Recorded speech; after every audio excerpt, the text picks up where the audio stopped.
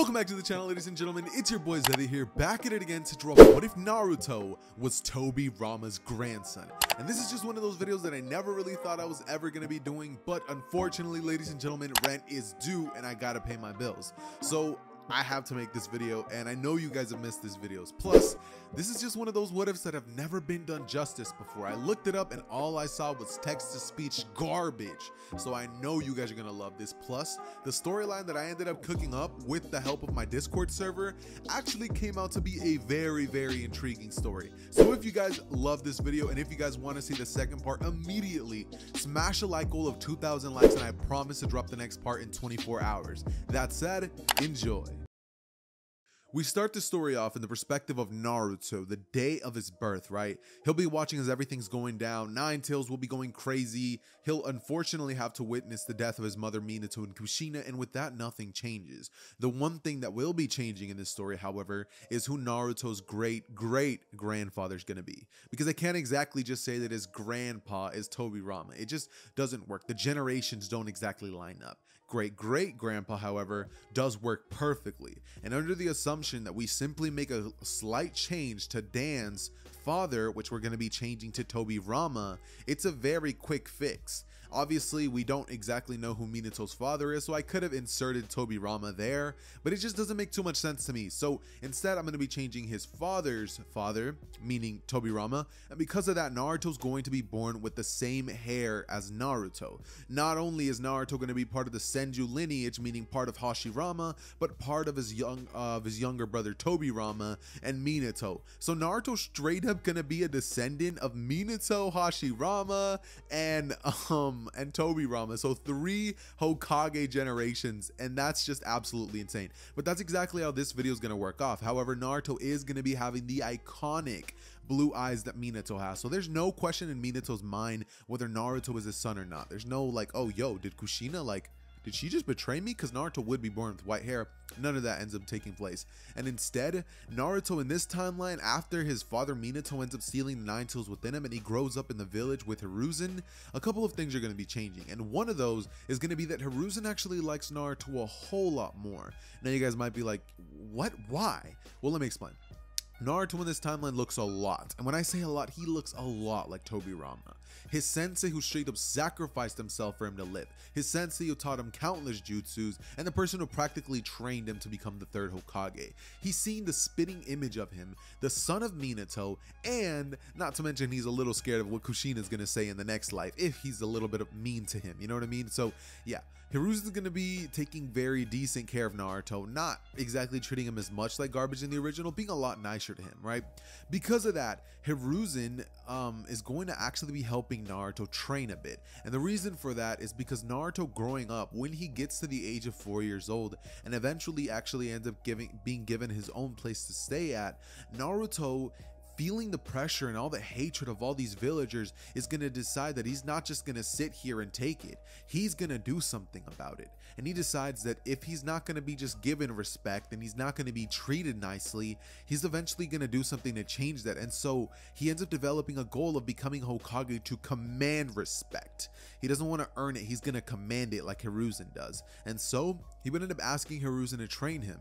So when Naruto would be small, Hiruzen would eventually take him outside to training grounds where he would say, alright, well, to get started, first we have to find out what your chakra nature even is, but you probably don't even know how to channel your chakra through your body, so I'm gonna have to teach you, but before that, I just want to see something. So he would hand Naruto a little piece of paper, which Naruto would obviously channel his chakra through, and when this happens, Naruto would absolutely stun Hiruzen, because Naruto doesn't sit there and hold the chakra thing and like nothing happens, but Naruto immediately begins to wet the paper, and it would be revealed that Naruto has an incredible water affinity. Plus, Naruto's control of his chakra is absolutely insane, and it would be way better if Kurama wasn't actually tampering with Naruto's chakra control, making it that much more impressive.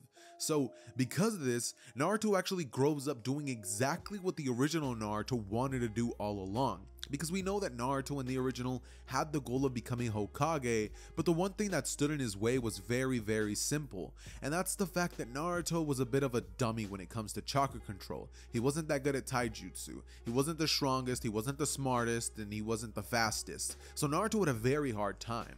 And when it comes to being behind everybody else, that was just what Naruto was used to. But this time around, Naruto actually realizes that he has potential, he has some sort of skills, and he's actually able to succeed in the things that he tries doing. Naruto would be even more of a bona fide genius than the one that we get in the original, and so because of this, Naruto grows very powerful, very quickly. And because of this would actually end up affecting Naruto's standing in the academy, because being powerful in the academy actually does mean a lot.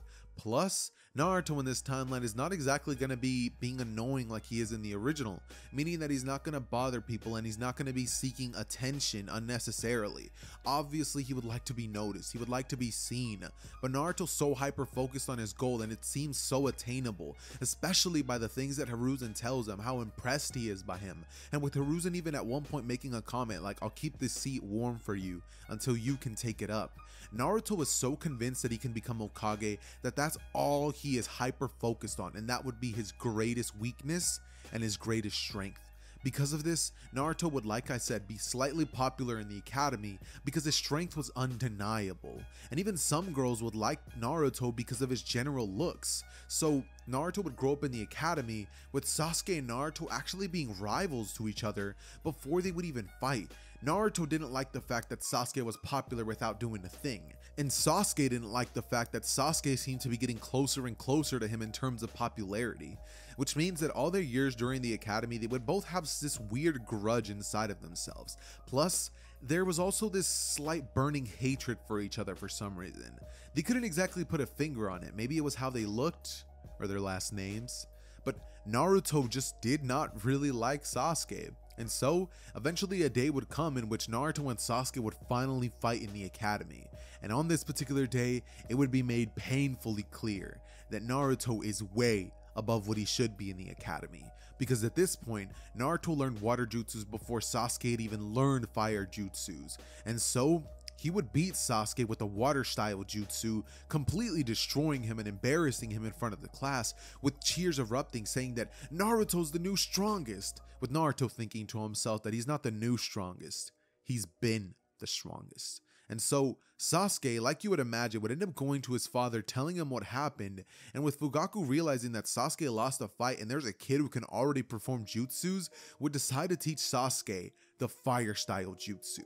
And so, after Sasuke would train incredibly hard over the next couple of months, Sasuke would end up growing a lot stronger and would end up becoming a sort of rival to Naruto, where he can now become a perfect counter to Naruto. It's fire and water. Obviously, water beats fire most of the time, but Sasuke is just that much of a genius and would be able to keep up. As eventually they would end up growing up and their rivalry would expand more and more. Eventually the time would come when Sasuke would lose his family, and that would just completely leave Sasuke a different person, not really focusing on Naruto, and Naruto would eventually end up pulling ahead. Eventually the day would come when they're pinned on the academy as the same team. And you guys might be thinking, okay, so now they're on the same team, but what happens to the Mizuki situation? Well, let me explain. The reason the Mizuki stuff ended up happening is because Naruto failed, and him failing led to Mizuki picking him as somebody who could actually steal the scroll. But unfortunately, nobody in the academy would even be equipped for something like that. Because if you read the first chapter of the Naruto manga, the only reason Naruto was able to even take the scroll is because of the fact that he was armed with a sexy jutsu, something that was comedically able to take out Hiruzen, and so he was able to steal it, and we get the whole Iruka situation and stuff. But this time around, Naruto not only passes, but another student goes and would not have the same results. Because of this, Mizuki would be taken behind bars, and he would be tortured by Ibiki, who would definitely do his job. After this, we would end up having a really funny scene in which they end up having the introductions, but Naruto this time doesn't exactly pull his prank. Instead, what we would actually end up getting is just a scene in which Sasuke would end up going last, right? But Naruto would go first with his goal, and he would say that his goal is to become the Hokage, and to put somebody in particular in their place, as he would look at Sasuke with a smile on his face, and Sasuke, when he tells his goal, would be like, my goal is to kill a certain someone. and I also would like to shut someone up, as he stares daggers at Naruto. Fire and like fire and water, like auras, would be shooting off of them as both of them look at each other with like contempt and anger and like rivalry and stuff like that, and their fiery auras would go crazy. Kakashi, realizing they're rivals, would think to himself that this is probably going to pose a threat during the bell test, but eventually we would end up getting the day of the bell test come around, and like you would expect, both of these ninjas would end up getting in their ways in such a horrible way. Them both being rivals would have ended up leading to both of them getting in each other's ways, performing jutsus when it was completely inadequate time, and just straight up ruining each other's timing. Naruto rushed in first, and Sasuke, not wanting to fall behind, rushed in as well, which led to both of them getting tagged. Eventually, both of them wanting to show that they were better than each other would use their strongest jutsus, which would easily get countered because they weren't in the right state of mind, and plus Kakashi probably would have done it anyways. And then Kakashi was able to easily tie the both of them to posts, with Sakura being the only one who was not tied up by the end of it, and her being the only one with the meal. But this time around, because of the fact that not only does Sasuke have the scene where he hears Naruto's stomach grumble, he would have a smirk on his face saying, "Sakura, feed him too, we need the dope strength. He might not be as weak as, I was thinking." Naruto would look at him and say, "Whatever." And Sakura would start blushing, and she's like, "Well, if Sasuke says it's okay, I guess I could feed him." As, she has a little bit of a thing for Naruto, but not that much. She just thinks he's sort of cute, right? Anyways, regardless of this, Kakashi would end up revealing the truth of this exam and questioning the both of them on whether they can really show teamwork, saying that if they can display even an ounce of teamwork, they'll pass. But if not, they'll be sent back to the academy. And so Naruto and Sasuke stare at each other as they both realize that they need to prove themselves and work together. So they would end up going after Kakashi together, but this time using tag team combinations and using each other's strengths to their own advantages. They would both work extremely well together, despite the fact that they'd both be very adamant about admitting it, and eventually they would end up passing, forming Team 7. After this, they would be put on maybe like a week worth of D-rank missions, and after this, I could definitely see Naruto speaking up to Hiruzen about this, but just not in the same manner that he would in the original. See, normally Naruto would look at him and start being a goofball about it, but this time, he would just lay the facts, say that he's way more powerful for something than a D-rank mission, and if they were placed on it, himself and Sasuke with Kakashi themselves could probably take on a B-rank mission at this point. Kakashi, thinking about it a bit and realizing that, that's probably true, with Hiruzen saying that he knows Naruto's talent, and so he would end up telling him that he's going to be putting him on a C-rank mission to protect Tazuna, the bridge builder, in the land of the waves. And so Naruto would get extremely excited, thinking to himself that not only is he finally going to be getting a C-rank mission, but it's going to be in his own element. Water's going to be all over that place, for crying out loud. And so Tazuna would enter the room making fun of everybody except that wouldn't be the case. I don't know what I was thinking. Tazuna definitely wouldn't make fun of Naruto because Naruto just has this aura to him. He didn't make fun of Sasuke in the original because he looked like a competent ninja, and Kakashi, well, that's Kakashi. So he would basically just make fun of them, saying that they're kids, and point out Sakura, saying that she looks like a weakling, right? That he can't put his life in his life under the care of a girl, right? As Hiruzen would just be like, "This is all we got, Tazuna. You can take it or leave it at this point." And Tazuna would say, "Fine." As they would meet up at the bridge the very next day, and eventually they would end up making their way to the land of the waves, where pretty soon, once they get started on their journey, I like to say about an hour in, they would end up encountering a puddle in the middle of summer, which immediately throws everyone off except for Sakura, who doesn't even realize what's going on. And so the second the Demon Brothers lunge out and would go out to attack Kakashi, Naruto and Sasuke would both be ready, showing off as they would end up both going after one Demon Brother individually and taking them out very swiftly in a very cool looking panel if it was to be, put in a manga, as Sakura looking at this would just be blushing, being like, "I can't believe I got so lucky. The two strongest and most handsome boys in the class," she would say. That's kind of awkward to say, but yeah, she would be thinking along the lines of that if we know Sakura, which we do. And after saying that, she would just end up walking behind them, thinking to herself that she's so lucky, not even realizing the uselessness of her even being there at this point. as eventually we would end up getting Tazuna, who would end up walking forward a little bit more, only to then hear the sound of a blade whooshing through the air, as Kakashi, realizing this, would say, "Everybody duck down." Naruto, not even thinking twice about this, would do so, and eventually a gigantic sword would be sent flying into a tree as Zabuza Momoichi would be standing there. And so, Kakashi versus Zabuza's fight would take place immediately, with Naruto watching and making sure that he watches every single thing that Zabuza's doing.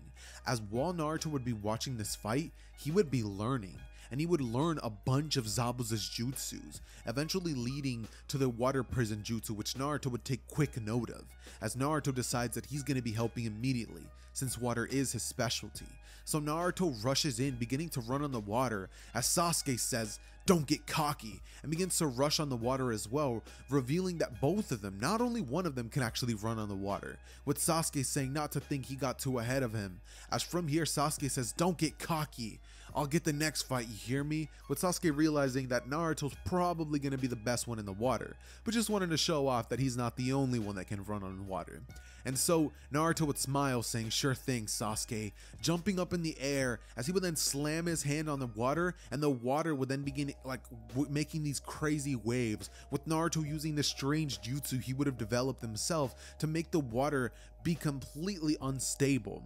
Zabuza would begin having a hard time holding his ground and maintaining the water jutsu, and so he would end up creating five water clones, which would rush in at Naruto, with Naruto saying "easy," creating 10 of them, doubling his output, as they would rush at the clones, and they would end up taking out 4 of them, as eventually the last one would stand, and Naruto rushes at that one, weaving the hand signs for a jutsu that Zabuza himself had just used, and defeating that clone with that jutsu, before Naruto would get closer and closer and closer, and Zabuza, not exactly knowing how to react to this, would have to let go of Kakashi, which would lead to Zabuza being able to dodge the kid's blow, and ultimately Kakashi would stand up, sending an attack at Zabuza, which would end up connecting, and both of them would end up getting back into the fight, which would lead to each of them going crazy, but ultimately them whipping out the water dragon jutsus, the water vortex jutsus, and Naruto quickly taking note of these high skill jutsus. He would end up mastering each and every single one of them, which you guys might be like, yo, Zeta, relax there, buddy. But bro, this kid is like the father of ninjutsu almost, because like Tobirama created so many jutsus. Naruto is his grandson after all, and he takes up a lot after him. Plus, he's the son of Minato, for crying out loud. A genius who was able to even go beyond the abilities of Tobirama when it comes to the flying Raijin. He had a little bit of help from Hiruzen, and the show is named after him. So I think we could give Naruto a pass here, as eventually Zabuza would be taken out, and after this would happen, Naruto would end up realizing that Zabuza was very, very powerful. Haku would end up arrive, taking Zabuza away, and after this would happen, Naruto would end up realizing one thing, that Zabuza was extremely powerful, but he used one thing that Naruto took extreme note of: a sword. With Naruto realizing that, hey, maybe implementing a sword to his fighting style might be a little useful.